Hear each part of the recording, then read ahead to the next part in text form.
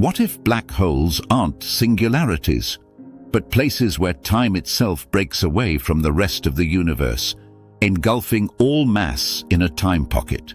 The temporal dislocation hypothesis, also known as the time pocket theory, offers a new explanation of black holes, not as infinite points of collapse, but as regions of extreme time compression. In traditional physics, mass curves space-time.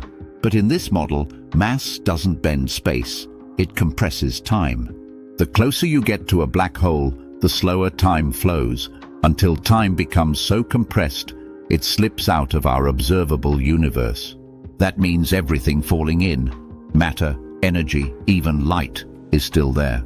It's just no longer inside our time frame.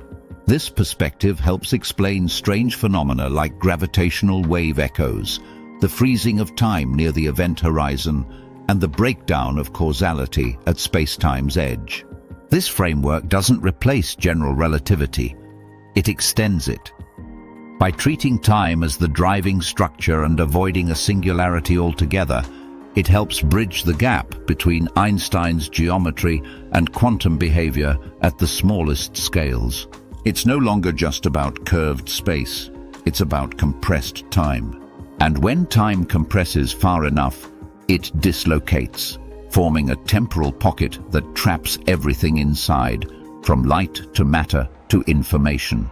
The full theory is called the Temporal Dislocation Hypothesis, and it's available at temporaldislocation.com. If you're into time, gravity, or black holes, check out the paper and feel free to share your thoughts.